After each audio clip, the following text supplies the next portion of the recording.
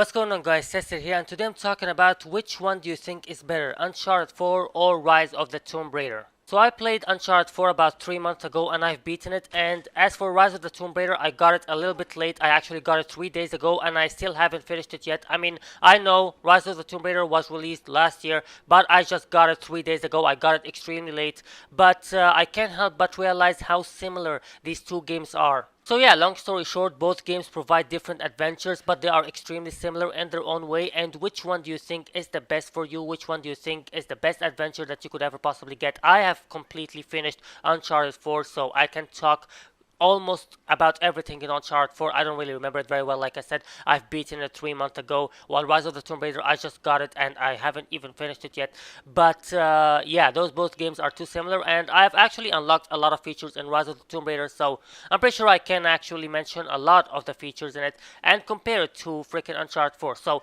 which one do you think is better? I'm just trying to figure this out for myself, at least. It's just alright. Let's talk about one of the most important features of any video game ever: is how memorable it is. Alright, now I played Uncharted 4 about 3 months ago and I've beaten it, and I still remember it till this very day. I remember a lot of its moments. I remember the ending. Of course, I'm not gonna spoil it for you.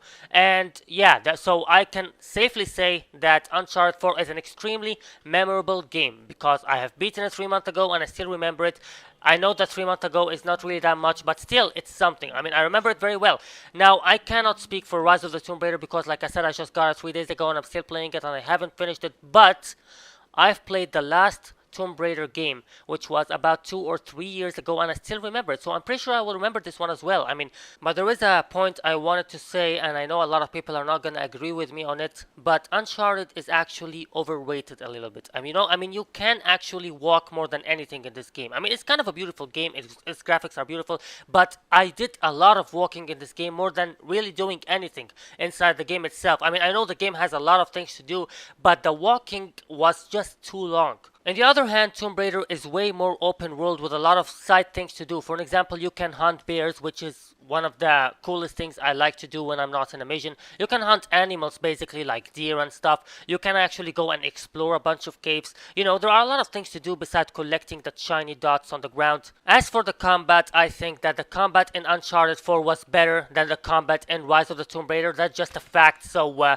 yeah, Uncharted 4 wins in that one. I do remember very well that in Uncharted 4 you are able to shoot a gun while you are climbing up the ladder or climbing up the wall, and you are able to actually assassinate people while you are above them, like what happens in Assassin's Creed. And not exactly, but you can actually jump on them and kill them from above, which is actually something kind of interesting to happen in it. So yeah, Uncharted 4 totally wins. Oh man, I will not be able to freaking get that deer's stuff. So yeah, Uncharted 4 wins in the combat part, but like I said, Rise of the Tomb Raider is a little bit more interesting in its gameplay because there are a lot of things to do in the side other than going on the missions. For an example, like I said, hunting deer and gathering their food or whatever the hell you gather from them. Also, exploring caves, hunting bears. It's all these are all the kind of, this is some Skyrim stuff, you know. I actually enjoy this wildlife survival a little bit more in freaking Rise of the Tomb Raider. So yeah, Rise of the Tomb Raider wins in the open world and the amount of things you can do other than the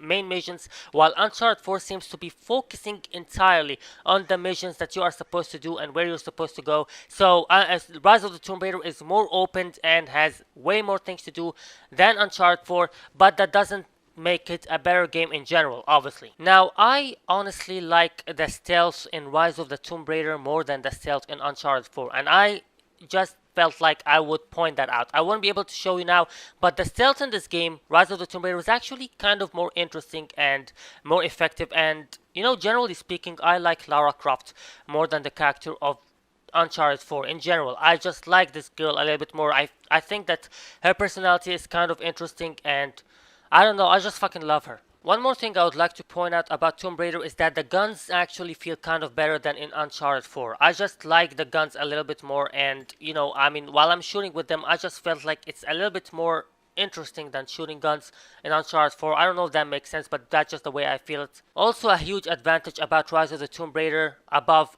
Uncharted 4 is that you are able to come back to old areas with new equipment to reach places that you weren't able to definitely go in the first place. You know, for example, while you are playing the regular mission storyline, there are some parts where you're not able to actually come across because you need some certain equipment to be able to go and pass this part. For example, a lockpick or a rope bow or something. So yeah, this is definitely a plus for this game. Being able to go into all places in the freaking story and being able to use that new equipment that you actually gained within the story and freaking use it to pass these old places and see what's in there is definitely a plus. It brings you back old memories of the game, and at the same time it actually is, it makes the game a little bit more interesting and, you know, gives you more things to do, you know. The whole point I'm trying to make from all of this is that, generally speaking, Rise of the Tomb Raider makes you feel a little bit more of an explorer than Uncharted 4 does. But like I said, Uncharted 4 wins in other things. Like I said, up till this very moment, what did I say Uncharted 4 wins at? The combat skills, the freaking graphics. Of course, the graphics of Uncharted 4 are better than Rise of the Tomb Raider. There is no question about that.